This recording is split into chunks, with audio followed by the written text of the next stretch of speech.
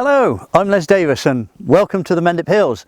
This is another in the series of short films being made by the Mendip Society about Mendip. And today's story is water. Do we really realise the importance of water? Yes, we know we can't live without it, but every time we turn a tap on, it's there. And it's estimated that there's about 324 million litres of water will come out the Mendip Hills every day. Very, very pure water that's been filtered down through a whole series of limestone beds. And I'm going to use this ordinary kitchen sponge to try and demonstrate just how much water the Mendip Hills can hold. It's called an aquifer. In other words, it's a great big limestone sponge which soaks up a huge amount of water and then gradually releases it. So as the water falls on the top of Mendip, so it's gradually absorbed by the sponge.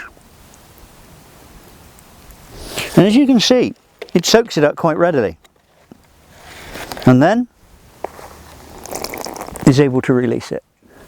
We already know that standing water on the top of Mendip is very rare because of this porous limestone which filters all the rainwater down through. So how are you going to water your livestock up here? Well, the answer is you build a stone bowl in a field.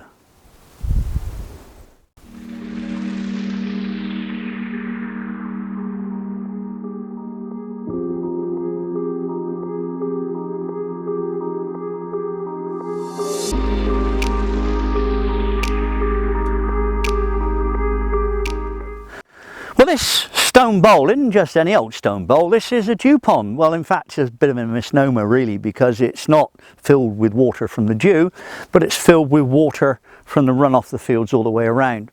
Here we are at the end of May, a very dry May, after probably the driest April on record, and as you can see, you've still got some water in the bottom of it, which is pretty amazing.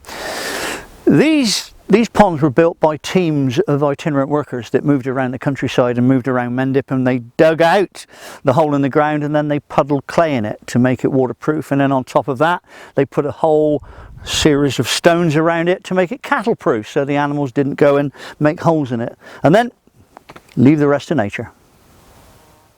Formed by millions of years of water activity, the Mendip Hills cave systems, of which only a small percentage is estimated to have been discovered so far, will carry this pure water to risings and springs around the Mendip Hills. With one of the highest amounts of rainfall east of Exmoor, Mendip was a natural choice for the newly formed Bristol Water Company to tap into a clean source of water for the city of Bristol in 1846. A system of pipes and culverts, named the Line of Works, was built in 1846 to carry this pure water from the villages of Lytton and Chewton Mendip.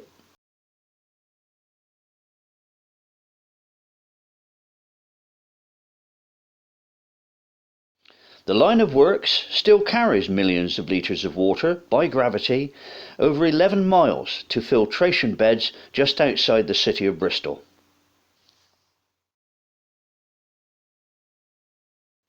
Almost as soon as this Line of Works project was completed, an ever-growing demand for clean water from the city of Bristol led to plans for yet more water collection. What we're looking at here is Blagden Lake, and it was created at the end of the 1800s to get a clean water supply to send through to the good folk in Bristol.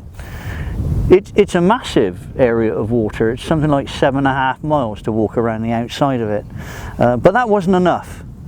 We had to have another reservoir as well. This is Chew Valley Lake. This one was opened by Queen Elizabeth II in the 1950s, and the farm where my grandfather was brought up, along with many other buildings, are now underneath that lake.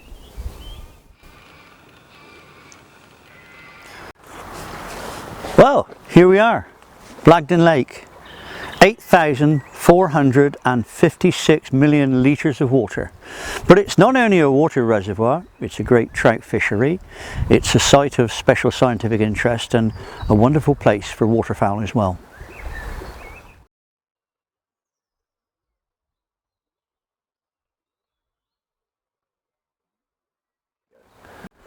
Well, that's the end of the water story on Mendip. Hope you've enjoyed it. See you again soon. If you'd like to find out more, go to www.themendipsociety.org.uk or search for us on Facebook.